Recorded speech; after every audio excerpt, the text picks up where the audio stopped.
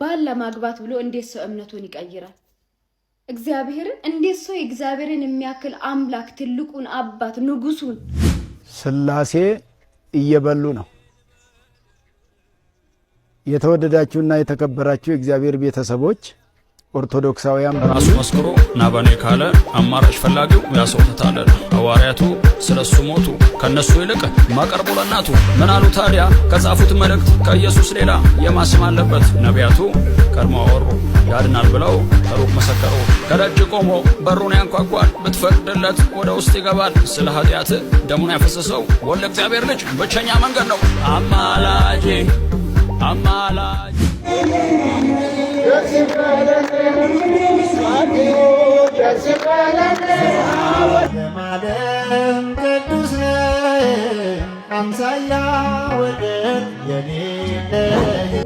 ኦርቶዶክስ ተዋህዶ ማለት ምን ማለት ነው ብሎ ጠየቀኝ። በኩራት ነው የመለስኩለት። በኩራት ታውቃላችሁ? እስኪ አብረን እንበል። ሁሉን የፈጠረ አንድ አምላክ በሚሆን በእግዚአብሔር አብ እናምናለን። ሰማይና ምድርን የፈጠረ የሚታየውና የማይታየውን ዓለም ሳይፈጠር ከእርሱ ጋር በነበረ የአንድ አብ ልጅ በሚሆን በአንድ ጌታ በኢየሱስ ክርስቶስ እናምናለን። ከብርሃን የተገኘ ብርሃን፣ ከእውነተኛ አምላክ የተገኘ እውነተኛ አምላክ፣ የተወለደ እንጂ ያልተፈጠረ፣ በባህሪው ከአብ ጋር የሚስተካከል፣ ሁሉ በእርሱ የሆነ፣ በሰማይም ካለው በምድርም ካለው ያለ እርሱ እነዚህንና የመሳሰሉትን ቪዲዮዎች አብረን እናያለን። አብራችሁን ቆዩ። አሁን የመጀመሪያውን ቪዲዮ አብረን እንመልከት። ስሙኝ ልጆቼ፣ አንድ እኮ ነው ኦርቶዶክስ ተዋህዶ ማለት ምን ማለት ነው ብሎ ጠየቀኝ። በኩራት ነው የመለስኩለት። በኩራት ታውቃላችሁ? እስኪ አብረን እንበል። ሁሉን የፈጠረ አንድ አምላክ በሚሆን በእግዚአብሔር አብ እናምናለን። ሰማይና ምድርን የፈጠረ የሚታየውና የማይታየውን ዓለም ሳይፈጠር ከእርሱ ጋር በነበረ የአንድ አብ ልጅ በሚሆን በአንድ ጌታ በኢየሱስ ክርስቶስ እናምናለን። ከብርሃን የተገኘ ብርሃን፣ ከእውነተኛ አምላክ የተገኘ እውነተኛ አምላክ፣ የተወለደ እንጂ ያልተፈጠረ፣ በባህሪው ከአብ ጋር የሚስተካከል፣ ሁሉ በእርሱ የሆነ፣ በሰማይም ካለው በምድርም ካለው ያለ እርሱ ምንም ምን የሆነ የለም። ስለኛ ስለ ሰዎች እኛን ለማዳን ከሰማይ ወረደ። በመንፈስ ቅዱስ ግብር ከቅድስት ድንግል ማርያም ፍጹም ሰው ሆነ። ደግሞም ስለኛ ተሰቀለ።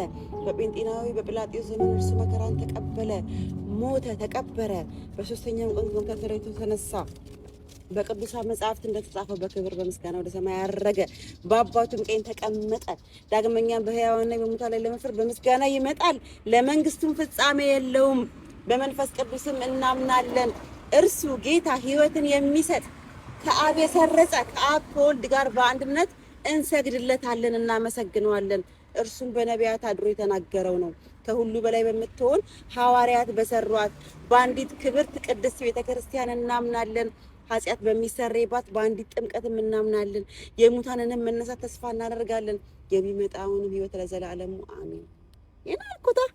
አልኩት የኔ ውዶች፣ እንደዚህ ነው ያልኩት። ባል ለማግባት ብሎ እንዴት ሰው እምነቱን ይቀይራል? እግዚአብሔርን እንዴት ሰው እግዚአብሔርን የሚያክል አምላክ ትልቁን አባት ንጉሱን ምንም ነገር ማቅቶን አምላክ ትቶ ለወንድ ብሎ ማተቡን ይበጥሳል?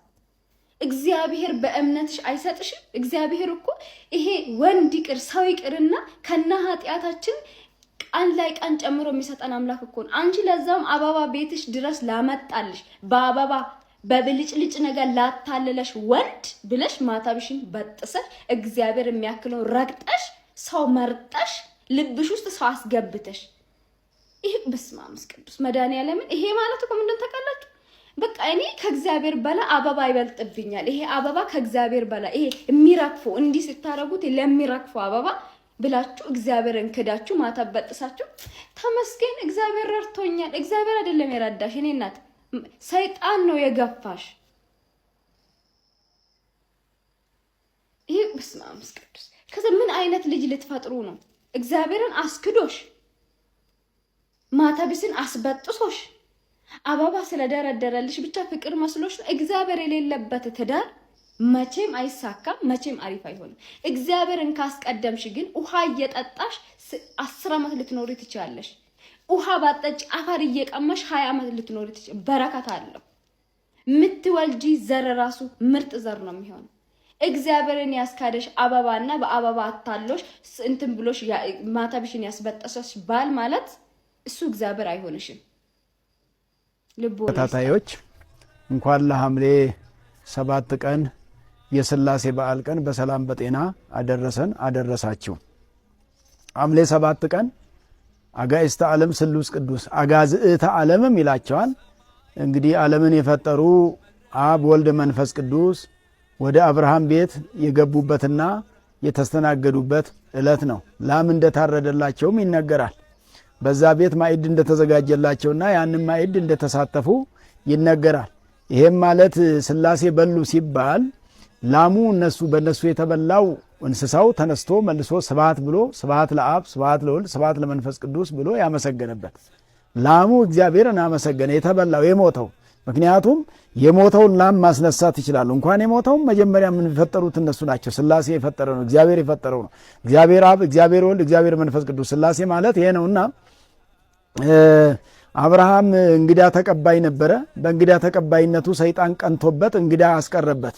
ወደ ቤቱ ሄዶ መንገድ ላይ በምታት ራሱን ደም ቀብቶ እንግዶች ሲመጡ ወዴት እየሄዳችሁ ነው? ወደ አብርሃም ቤት ያበላል ያጠጣል ሲባል ሰምተን ሲሉ እኔም እንደዚህ ሰምቼ ወደ ቤቱ ሲሄድ ፈንክቶ ለቀቀኝ። የድሮ አብርሃም መሰላችሁ? እኔን ያገኘኝ እንዳያገኛችሁ፣ በእኔ ላይ ያደረሰውን እንዳያደርስባችሁ። ወደ ቤቱ አትሂዱ።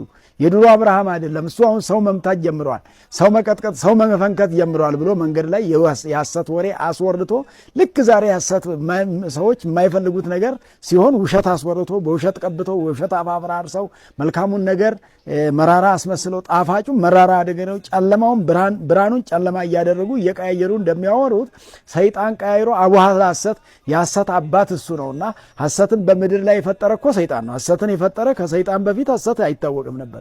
ሰይጣን ራሱ የሐሰት ስራ ሰራና ሐሰትን ፈጠረ። አቡሃ ሐሰት ተብሎ በወንጌሉም ላይ ጌታ ኢየሱስ ክርስቶስ የሐሰት አባት ምሁረ ጠብ ያስተማረ፣ ክርክር ያስተማረ፣ መለያየትን ያስተማረ፣ ጥላቻን ያስተማረ እርሱ እንደሆነ ወንጌሉ ይናገራልና ስለዚህ አብርሃም ቤት እንግዶች እንዳይሄዱ ሲያረግበት አብርሃም ደግሞ ያለ እንግዳ መዋልም አይወድ ሰው ስለነበረ የዛሬ ሰው እንግዲህ ቤቱ የሚበላው እንግዳ ከወጣ በኋላ ነው። አብርሃም ደግሞ እንግዳ ካልመጣ አልበላም የሚል ሰው ስለነበረ በዚያ ምክንያት 3 ቀን ጾመ። 3 ቀን ደግሞ ጸለየ። የአብርሃሙ ሥላሴ እኔንም ባርኩኝ እያላችሁ ጻፉ ሁላችሁም። ሐምሌ 7 አጋዕዝተ ዓለም ሥላሴ አብርሃምን በብዙ በረከት የባረኩበት ቀን ነው። አብርሃም እንደምታውቁት እንግዳ ሳይዝ እህል በአፉ የማይገባ እጅግ ደግ ሰው ነው። ታዲያ ሰይጣን ለተንኮል አያርፍምና እንግዶችን ከአብርሃም ቤት ለ3 ቀን ከለከለበት። አብርሃም በዚህ ምክንያት 3 ቀን ጾሙን አደረ። በ3ኛው ቀን ግን አጋዕዝተ ዓለም ሥላሴ በ3 ሽማግሌዎች አምሳል ማለት ነው በቤቱ አቅራቢያ ተገለጡለት። አብርሃም ሲያቸው እጅግ ደስ አለውና ወደፊታቸው ቀርቦ እንደዚህ አላቸው፣ ጌቶቼ በፊታችሁ ሞገስን አግኝቼ እንደሆነ ባሪያችሁን አትለፉት፣ ወደ ቤት የግቡና እህል ቅመሱ አላቸው። እንግዳው አዝለህ አስገባን አሉት። ከዚያ አብርሃም አንዱን አዝሎ ሲያስገባ 3ቱም በቤቱ ተገኙ ማለት ነው። ከዚያም በኋላ የአንድነታቸውና የሶስትነታቸው ምስጢር ለአብርሃም በሕገ ልቡና ገና በሕገ ልቡና ተገልጦለት ሚስቱ ሳራን እንደዚህ አላት፣ 3 መስፈሪያ ዱቄት ውሰጅና አንድ አድርገሽ ጋግረሽ አቅርቢ አላት። ሳራም በታዘዘችው መሰረት 3 መስፈሪያ ዱቄት ወሰደችና አንድ አድርጋ ጋግራ ለሥላሴ አቀረበች። አብርሃም ወይፈኑን አረደና አቀረበ፣ ሥላሴን በቤቱ አስተናገደ። ምን ይሄ ብቻ? ከእንግዲህ በኋላ የመውለጃ ጊዜ አልፏል፣ አርጅቻለሁ ብላ ተስፋ የቆረጠችውን መካኒቱን ሳራን እንደዚህ አሏት ሥላሴ፣ የዛሬ ዓመት ወንድ ልጅ ትወልጃለሽ አሏት። ሳራ ጊዜዋ እንዳለፈ ታውቅ ነበርና እጓዳ ሆና ሳቃለች። እንደውም ስቀሻልና ስሙ ይስሐቅ ይባላል ብለው የደስታን ዜና ነገሯት። ተስፋ የቆረጣችሁበትን ነገር አሳክተውላችሁ ሥላሴ ለሁላችሁም የደስታ ዜና ያሰሟችሁ። አብርሃም በብዙ በረከት ተባረከ። እንደውም እንደዚህ ተባለ፣ የምድር አሕዛብ ባንተ ይባረካሉ ተባለ። አብርሃም ይህን ሁሉ በረከት ያገኘው በምን ይመስላችኋል? ውድና የተከበራችሁ ቻናላችን ቤተሰቦች እንግዲህ ዛሬ ያየነው ታሪክ የነበረን ቆይታ በቀላሉ የምናልፈው አይደለም። ዛሬ ሥላሴ ምግብ በልተዋል ስንል የሥላሴን በጎነት ሰውን የመውደዳቸውና የበጎነታቸው ምስጢር የምናይበት ነው። አባታችን አብርሃም በድንኳን ደጃፍ ተቀምጦ እንግዶችን ሲጠብቅ ያገኘው ግን እንግዶችን ብቻ ሳይሆን የዓለሙን ፈጣሪ ቅዱስ ሥላሴን ነበር። እምነቱ፣ ፍቅሩና እንግዳ ተቀባይነቱ በረከትን ብቻ ሳይሆን ፈጣሪን በቤቱ የማስተናገድን ታላቅ ክብር አሰጥቶታል። ቅዱስ ሥላሴ ለሰው ልጅ ያላቸው ፍቅር ፍጹም ነው። በእነሱ በባህሪያቸው ምግብ የሚያስፈልጓቸው ሆኖ ሳይሆን የአብርሃም ፍቅርና መስተንግዶ ለመቀበል ሲሉ ተጋብዘዋል። ይህም ዛሬ ለእኛ ትልቅ ትምህርት ይሰጠናል።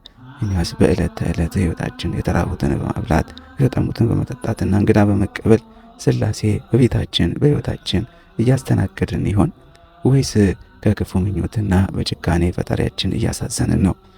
የአባታችን የአብርሃም በረከት የቅዱስ ሥላሴ ፍቅርና ጥበቃ ሁልጊዜም ከሁላችን ጋር ይሁን። ይህን ቪዲዮ ከተመለከታችሁት፣ ይህን ቪዲዮ ከወደዳችሁት ላይክ ማድረጉን እንዳትረሱ። ኮሜንት መስጫው ላይም ሐሳባችሁን፣ መንፈሳዊ ስሜትና አስተያየት አስቀምጡልኝ። አዲስ ከሆናችሁ ደግሞ ሰብስክራይብ በማድረግ ሌላም የምንለቃቸው መንፈሳዊና ጠቃሚ ቪዲዮዎች ይከታተሉ። ለሚቀጥለው ቪዲዮ እስክንገናኝ የሥላሴ ጥበቃና ሰላም ከእናንተ ጋር ይሁን። ቻው፣ ወዳችኋለሁ። የሚዲያን ሰብስክራይብ ያድርጉ። እንኳን አደረሳችሁ፣ እንኳን አብሮ አደረሰን። ቅዱስ ሥላሴ በቤታችን በበረከት በሕይወታችን በሰላም ይሙሉት። ቅዱስ ሥላሴ ቤታችንን በበረከት ሕይወታችንን በሰላም ይሙሉት። ለመሆኑ ከዚህ ቪዲዮ ዋነኛ የተማራችሁት ነገር ምንድን ነው? አብርሃም ሥላሴን ያስተናገደበትን ፍቅር እኛ በሕይወታችን እንዴት ልንገልጠው እንችላለን? ሐሳባችሁን በኮሜንት አጋሩኝ። ደህና ሁኑልኝ። መልካም ቀን ይሆንላችሁ። ሥላሴ ይጠብቁን።